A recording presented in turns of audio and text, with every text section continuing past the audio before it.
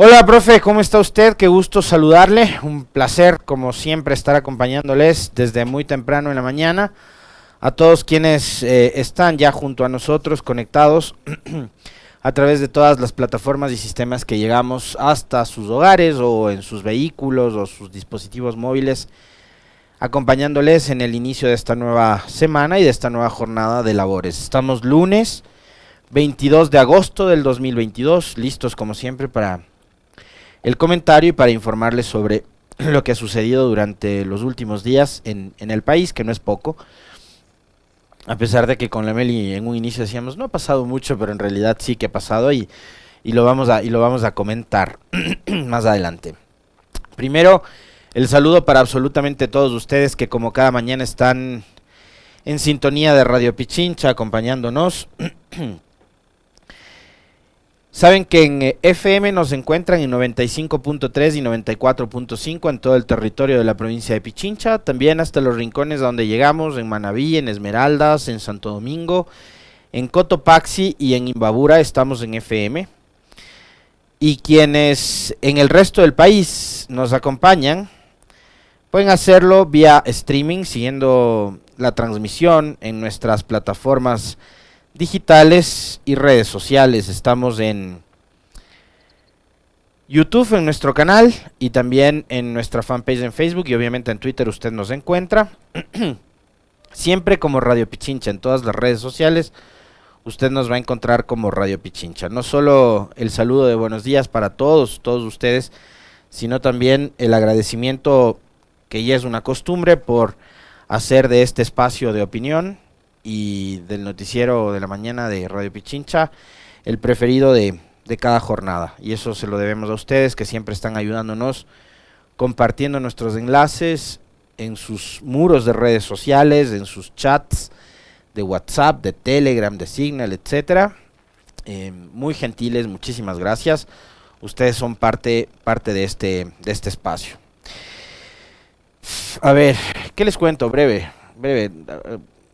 Este fin de semana fue interesante. Ayer estuve en Mindo y me ha costado mucho estar acá hoy. No podía ni levantarme de la cama, les cuento. Pero estoy acá.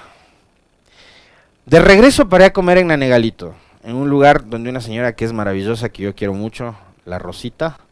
Ella tiene un restaurante en Nanegalito, tiene los mejores chicharrones y el mejor ceviche de palmito que yo he probado. Se llama Martins, el restaurante de la Rosita, así que voy a hacerle la cuña a la Rosita. Seguramente nos está escuchando, nos está viendo además. Le mando un enorme abrazo, que además es una mujer tan generosa y bondadosa con quienes nos conoce, con todos los que nos conoce. Es de una generosidad increíble. Y eso en estas épocas creo que es meritorio reconocérselo a la persona. Bueno, 7:04. Profe, ¿qué nomás ha pasado en estos últimos días en el Ecuador? Cuéntenos. De acuerdo, Alexis. La Contraloría anuló glosa contra Marcela Guiniaga por $41 millones. La presidenta del Movimiento Revolución Ciudadana, Marcela Guiniaga, informó a través de su cuenta en Twitter que el Tribunal Contencioso Administrativo anuló la glosa de $41 millones establecida por la Contraloría en su contra en el año 2018. La entidad de control estableció una sanción económica contra Marcela Guiniaga por la compra-venta de terrenos al Instituto de Seguridad Social de las Fuerzas Armadas ISFA en el Parque Samanes durante su administración en el Ministerio de Ambiente. El Tribunal Contencioso Administrativo nos ha dado la razón sobre la absurda e ilegal glosa, dijo Marcela Guiniaga. La candidata a la prefectura de Guaya resaltó que con esto quedaría demostrado que el proceso de la Contraloría buscaba perseguirla por ser una mujer que no se calla ante los atropellos. No existe ni existió perjuicio al Estado, ya que se trató de una transacción entre instituciones públicas y el dinero siempre se mantuvo en arcas estatales, dijo. Y en otro tema, la fiscal general del Estado, Diana Salazar, compareció ante la Comisión de Fiscalización de la Asamblea Nacional que investiga el caso Danubio. En este marco, la funcionaria resaltó que un tema es lo periodístico y otro una investigación. Es fácil venir, sentarse y decir cualquier cosa, ¿y cómo pruebo?, cuestionó. Además, en una decisión que Jorge Ayunda calificó que fue tomada entre gallos y medianoche, El Tribunal Contencioso Electoral dejó al exalcalde de Quito sin posibilidades de participar como candidato en las elecciones seccionales de febrero próximo. El Pleno del Tribunal Contencioso Electoral resolvió la noche de este viernes 19 de agosto ratificar la pérdida de los derechos políticos de Jorge Yunda, que fue demandado por el actual alcalde Santiago Guarderas por una presunta infracción electoral. En los siguientes minutos, el comentario a cargo de Alexis Moncayo en Pichincha Opina. Gracias, profe. Estaba revisando algunas notas de 2018, de aquellos tiempos oscuros que vivió el país. Y en esa época los medios de comunicación lamentablemente se convirtieron en amplificadores de noticias, entre comillas, que generaban instituciones como la Contraloría en manos de Pablo Celi para esa época, quien había sido ratificado en el cargo por parte de Julio César Trujillo y toda la caterva que lo acompañó en el Consejo Transitorio de Participación Ciudadana, que vio la luz a partir de una consulta popular impulsada por Lenín Moreno, por Jaime Nebot, por Guillermo Lasso, por Álvaro Noboa, por la Izquierda Democrática, por Pachacutic, por la Unidad Popular, por todo el anticorreísmo. Fue promovida una consulta popular que dio paso a la instauración de un Consejo de Participación Ciudadana que en este país hizo lo que le vino en gana. Y salió con rima. El trujillato, la transitocracia, gente muy cercana al actual gobierno, de paso. Fíjense que uno de los integrantes de ese Consejo de Participación fue ministro de Estado, me refiero al coronel Luis Hernández. Que en lo personal, yo no tengo nada en contra de él, pero lo que acabo de decir forma parte de la historia. Él formó parte del trujillato y fue ministro del gobierno del presidente Lasso. Y ese Consejo de Participación, que fue parte de todo un aparato que sirvió para la persecución, y vamos a profundizar más adelante sobre eso, ratificó en el cargo a Pablo Celi, quien había usurpado además las funciones de contralor en un acto que debió haber sido rechazado, reprochado por toda la sociedad ecuatoriana en su conjunto, pero parece que acá empezamos ya a acostumbrarnos a que nos traten mal y a que hagan lo que estos señores creían que estaba bien, ¿no? Y que era hacer lo que les daba la gana. El mismo Trujillo dijo un día que los mandatos o las decisiones del Consejo de Participación incluso estaban por encima de lo que diga la Constitución. Es decir, los señores llegaron a hacer lo que les daba la gana. Y entre esas tantas cosas, lo que hicieron fue ratificar en el cargo, como les decía, una persona que usurpó la Contraloría, porque circuló un video que me imagino yo, todos quienes estamos hoy compartiendo este espacio, ustedes, nosotros, lo vimos en redes sociales, ¿no? Donde el señor Pablo Celi, en un acto además grotesco, bochornoso, con una actitud grosera, con los funcionarios que le rodeaban, incluidas mujeres, cogió una acción de personal en donde se definía que la señora Sabet Chamún iba a ser la nueva Contralora General del Estado en reemplazo del señor Carlos Polit, quien para entonces ya había salido del país. Ustedes pensarán, habrá fugado, huido, lo que sea, pero estaba fuera del país, y además lo habían renunciado en la asamblea mediante un juicio político porque se había descubierto un montón de cosas que estaban reñidas con la moral, ¿ya? Y con la ética, y se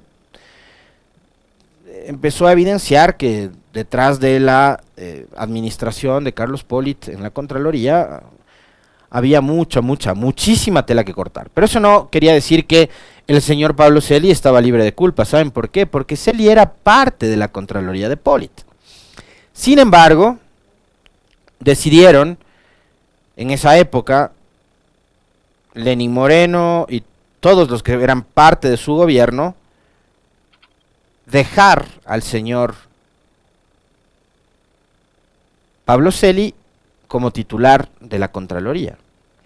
Algo parecido a lo que ha sucedido en estas últimas semanas en Ecuador, donde hemos visto que la policía ha intervenido para inclinar la balanza a favor de uno y en contra de otro actor, en el caso del Consejo de Participación Ciudadana o en el caso de la Super de Bancos. Algo igualito pasó en esa época en la Contraloría. En esa época me parece que César Navas era el ministro del Interior, la señora Rosana Alvarado, ministra de Justicia. Bueno, con el aval de ellos, la policía fue, se instaló en la Contraloría, sacaron a la señora Sabet Chamún y a toda la gente que era de su confianza y dejaron instalado y sentado en el puesto por orden del señor Lenín Moreno, su flaco querido y otros tantos personajes de la época a cargo de la Contraloría General del Estado.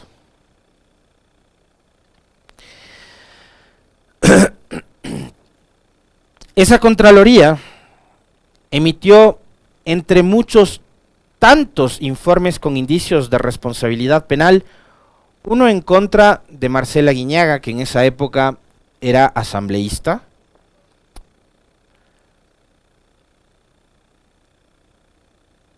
y que se perfilaba como ya, digamos, era un hecho, como uno de los cuadros más visibles, nacionales, de la Revolución Ciudadana. Entonces, como pasó con Pavel Muñoz, y ya vamos a ver también qué ocurre en el caso de la glosa en contra de Pavel Muñoz, porque acá hay algo que es fundamental y quiero que ustedes lo entiendan y me entiendan, porque lo que ha sucedido el viernes con Marcela Guiñaga es sumamente importante, por muchas cosas, por muchísimas cosas.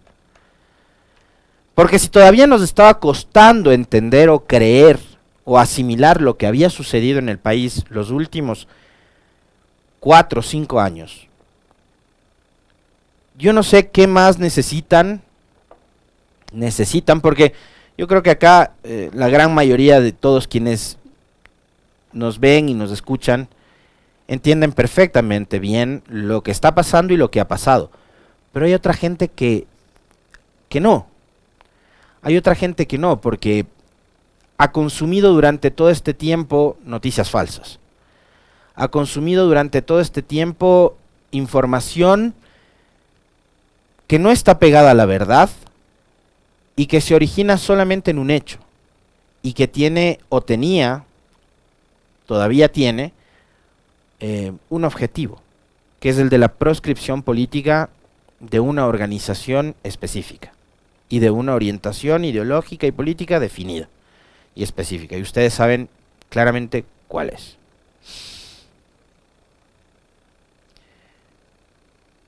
Con lo sucedido el día viernes, no solo se ratifica la inocencia de Marcela Guiñaga, a quien acusaron no en tribunales de justicia, sino en titulares de prensa, de corrupta, de ladrona, de todo lo peor, ¿ya? Sin que se haya definido o establecido si es que en realidad lo que decía una glosa emitida por una Contraloría liderada por un sujeto de la calaña de Pablo Celi era verdad. Pero a Marcela Guiñaga, como ha pasado con todo el correísmo, le pusieron una etiqueta. Y en eso no han escatimado esfuerzos. 5 años.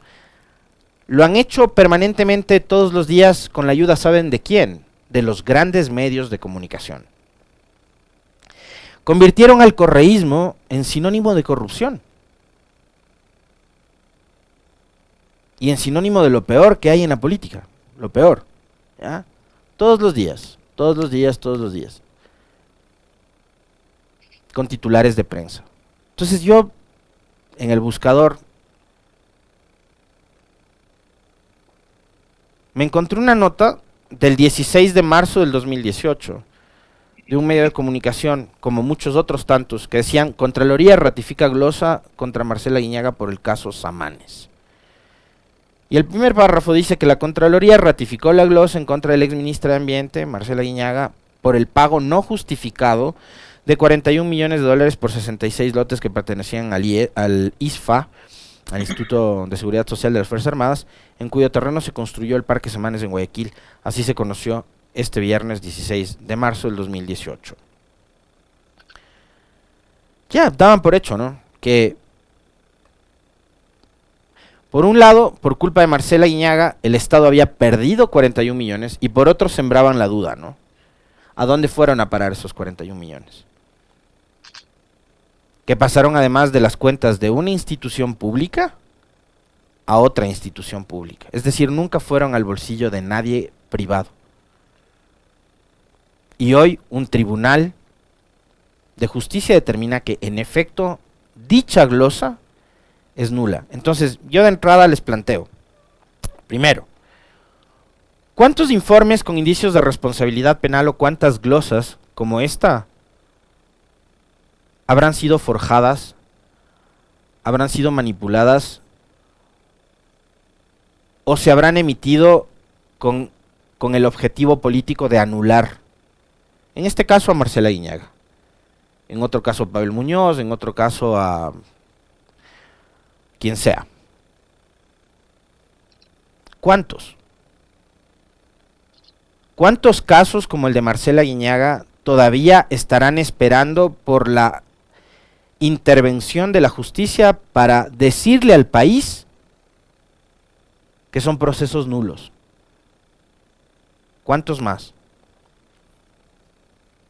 ¿Podemos escucharle a la abogada Guiñaga, por favor, Melinka y Esteban, para conocer también cuál fue la reacción de la implicada en este caso? Escuchémosle a quien hoy es candidata a la prefectura del Guayas y presidenta de la organización política Revolución Ciudadana. Hoy, luego de casi más de 4 años, ha brillado la justicia. Finalmente, hoy el Tribunal Contencioso Administrativo en la ciudad de Guayaquil ha resuelto anular la glosa indebida, ilegal, ilegítima, injusta por 41 millones de dólares que se me puso en un momento determinado por la obra del Parque Samanes. Queda demostrado una vez más que nunca existió, ni antes ni ahora, un perjuicio para el Estado. Los 41 millones de dólares siempre estuvieron en arcas estatales. Nunca, jamás. Ni en los bolsillos de Marcela Guiñaga, ni en los bolsillos de su familia.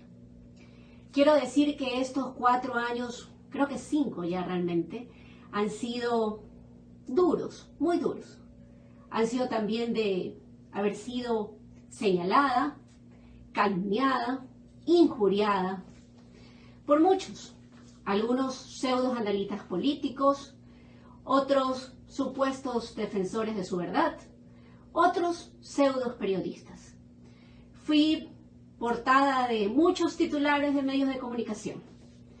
Quiero decirles que persiguieron a esta mujer solamente por no estar callada, por haber sido fuerte, valiente, por haberme enfrentado al entonces gobierno, el gobierno de Moreno, y su brazo ejecutor de la persecución que fue el señor Pablo Cele. Después, en el cierre, a Marcela Guiñaga se le quiebra la voz y obviamente, como habrá sentido, que le quitan un enorme peso que llevaba sobre sus espaldas durante todo este tiempo, 4 años, soltó unas cuantas lágrimas, ¿no?, agradeciendo a su familia, a sus abogados, a sus amigos, a sus más cercanos. Y yo les decía que hay que leer esto yéndonos más allá de la inocencia de Marcela Guiñaga que ha determinado un tribunal de justicia. Esta es la confirmación, ¿ya? Esta es la confirmación, una vez más. No sé cuántos ejemplos más como estos necesitamos en Ecuador. Creo que muchos, porque nos está costando entender. Pero esta es la confirmación, una vez más, de que en Ecuador se montó un aparato de persecución para anular adversarios políticos. El caso de Marcela Guiñaga es uno más que se suma a la lista. Y son casos que no deberían volver a repetirse en este país nunca más. Sea quien fuera el que está en el gobierno, ocupando todos los espacios de poder posibles, tomándose las instituciones de control por la fuerza, cosa que no debería pasar, eso tampoco debería pasar, pero cualquier gobierno que fuera, el actual o los que vendrán, no pueden volver a repetir el libreto que en este país se impuso desde la llegada al poder de Lenín Moreno. No puede ser que sigan utilizando a las instituciones para perseguir adversarios políticos como lo han hecho, inventándose casos como este. Porque hoy estamos hablando de Aguiñaga, mañana podemos hablar de cualquiera de ustedes, en el caso de que asuman una función pública y tienen la mala suerte de formar parte de una organización que es no adversaria, sino enemiga del gobierno de turno y empiezan a perseguirte. Lo que han hecho durante estos últimos 5 años en este país ha sido realmente horrible y es algo que no debería ni pensarlo siquiera volver a repetirse. El mismo viernes, durante su comparecencia a la Comisión de Fiscalización, la fiscal general del Estado, la doctora Diana Salazar, hizo una declaración que yo quiero empatarla justamente con esto último que acabamos de hablar y con otros múltiples casos, mucho más graves, no menos importantes que el que acabamos de citar. ¿Qué fue lo que dijo la fiscal ante los legisladores con respecto de lo transparentes, serias y objetivas que tienen que ser las investigaciones que lleva adelante la Fiscalía? Y que no se malinterprete, por favor. Un tema es lo periodístico, es fácil venir, sentarse y decir cualquier cosa. ¿Y cómo pruebo? ¿Cómo pruebo ante los jueces para que después vengan y digan que no existía ningún elemento y que por esa razón tuvieron que merecía mandarlo a la casa, pero que por la presión mediática decidieron imponer algún tipo de medida? O que después salgan a nivel internacional a decir que no hay una sola prueba. La Fiscalía actúa de manera responsable y no para perder casos, sino para obtener sentencias condenatorias, porque ha llegado a determinar la responsabilidad, la participación. Y qué bueno que se tenga conocimiento sobre lo que significa la asociación ilícita, lo que significa la delincuencia organizada y también que tengan conocimiento sobre aquellos delitos que tienen relación con la administración pública y aquellos delitos que pueden ser juzgados. Bueno, ahora resulta que ya no es tan importante las publicaciones de los medios de comunicación como para empezar una investigación o una indagación por parte de Fiscalía. La señora fue invitada para hablar del caso Danubio. Este caso Danubio involucra a personas muy cercanas al presidente Lasso. Juan José Pons, quien fue consejero ad honorem, el actual presidente de Creo, el señor Guido Chiriboga, que además es asambleísta por el Guayas y además es esposo de la señora Viviana Maino, ministra de Telecomunicaciones,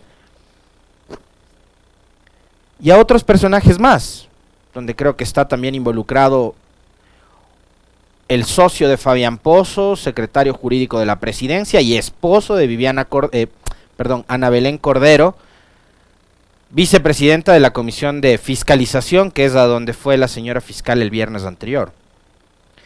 Pero resulta que ahora las publicaciones de prensa ya no son noticia criminis, pues. ¿Se acuerdan lo que pasaba con los correístas? Bastaba un titular, bastaba un tuit, como en el caso de Paola Pavón, de Virgilio Hernández o de Cristian González. Bastaba un tuit para que la Fiscalía muy diligentemente empiece a perseguirlos. Y la Fiscalía no se distancia de la forma de operar de la Contraloría, que emitió una glosa, un mamotreto de glosa en contra de Marcela Guiñaga. No empezó por una publicación de prensa del caso Sobornos o Bochornos o Arroz Verde o lo que sea. No empezó con una publicación de prensa la persecución a Correa y a Jorge Glass, como para que ahora vengan a pedir pruebas. En el caso Sobornos, la prueba era un cuaderno redactado en un vuelo de 30 minutos.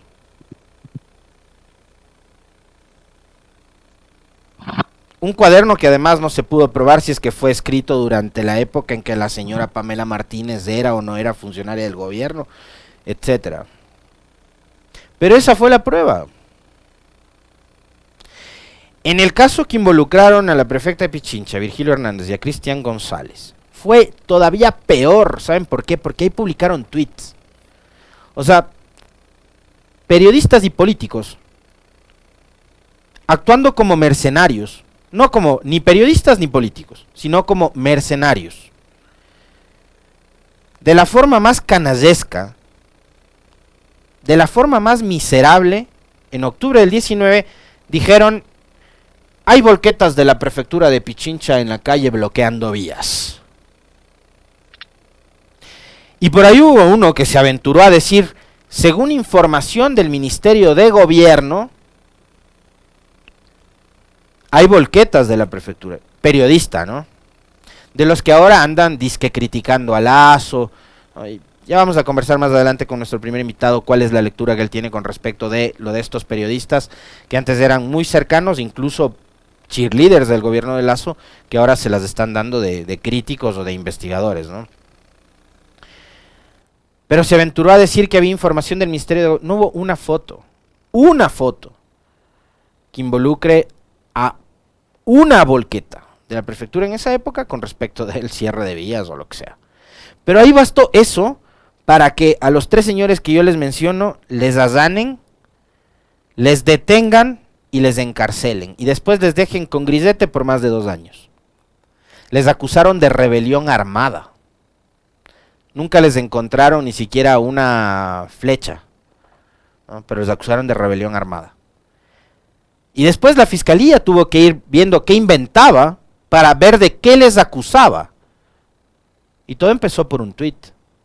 Acá hay audios, fiscal. Hay audios en donde se menciona con nombres y apellidos a las personas que estarían involucradas en los temas estos de corrupción de las aduanas. Y usted nos viene a decir que la fiscalía no puede correr el riesgo de empezar una investigación con una nota de prensa porque la fiscalía no está para perder casos.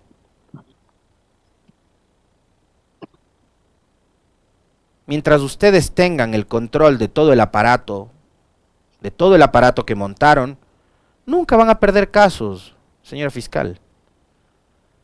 El problema es que ahora están involucrados personajes del gobierno que es cercano a usted. Al menos en apariencia. Una sola recomendación. Disimule un poquito.